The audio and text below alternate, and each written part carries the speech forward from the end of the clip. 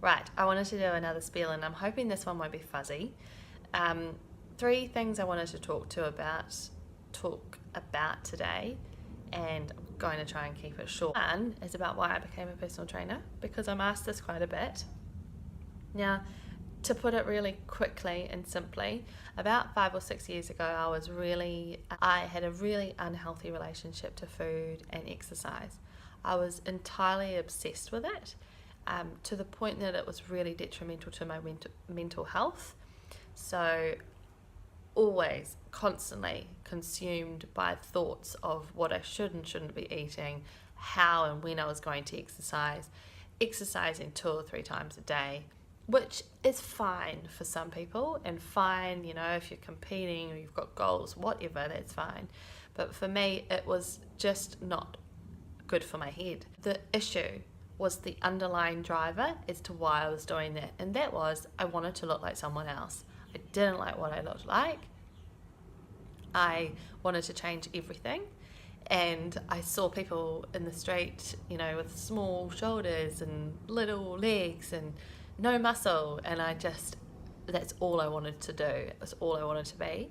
So it was the issue, really, was the reason for why I was putting my body through what I was putting it through. So now I'm a personal trainer because A, I really want to help anyone who finds themselves in the position that I was in. B, I also really want to help those that exercise and eating well isn't a part of their life at all now. I want to teach them about how it can be, purely for the mental benefits. Nothing to do with what they look like, entirely to do with mental health and how we feel on the inside. Second to that is about balance, and I talk about balance quite a bit, and I didn't believe what balance was, and I don't really think I believed it back then. I remember this counsellor that I went to, the minute I saw her and met her, I thought, you're not going to be able to help me. And do you know why I thought that? Because she was really thin. You don't understand because you're just skinny. She was telling me, you can eat pasta, you can eat toast. It's about balance. And I was like, she said something about I eat what I want and I'm happy. And I was like, fuck off, you do. Not if you look like that. You don't eat what you want. How's that possible? I honestly thought that. Let's just not even go into genetics, but also let's also not go into a carb debate either. But balance, I soon learned, was something you needed to almost train yourself in. The third point I wanted to make was about how to actually get there, how to find balance. And I think there are some fundamental behavioural tweaks that you can make that will help. And all of a sudden, phrases like, I eat what I want, actually make some sense.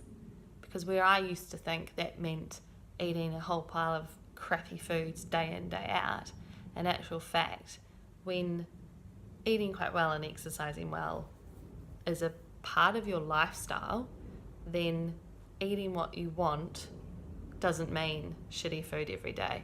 It actually means fueling yourself in a different way, which I will explain. Let's be clear though, every now and again, life calls for a McChicken with extra mayonnaise. Key thing to start with is to find a way to be quite aware or self-aware, and that is about physically who you are. I aspired to have really skinny legs with no calf muscles. I didn't like my calf muscles. I didn't like my shoulders and the fact that they were quite broad. So I was busting my gut in the gym and at boot camps twice a day to try to get rid of them. Now, first step, acknowledge that actually your body is meant to be a certain kind of look and weight. Be able to accept that you are physically the way you are. Thirdly, it's also important to look at your habits. Are you someone who doesn't really exercise and eats really poorly, or just doesn't really look after themselves that way? If so, look at how you can make tiny little changes to your decision making each day. For example, drink more water, eat more balanced meals, start small, just a couple of walks each week, whatever it may be. Make slight little changes because they will build up over time as you start to understand and start to learn and start to feel the benefits physically and mentally of those small habit changes.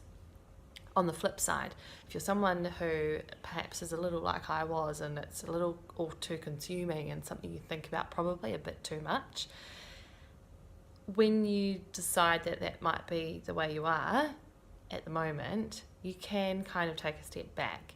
It's about focusing more on the mental benefits, tuning in more to how you feel and actually listening to your body. A wise woman once told me, Jess, listen to your body. If I'm freaking tired, it's either A, I need to exercise and that will actually give me energy, or B, I've probably done enough, chill out and bloody sit still.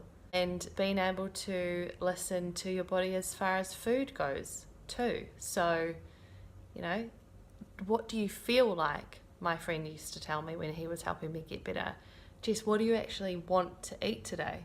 I'd never thought of it like that. I'd thought, I have to have a salad with no carbs in it, with no toast on the side.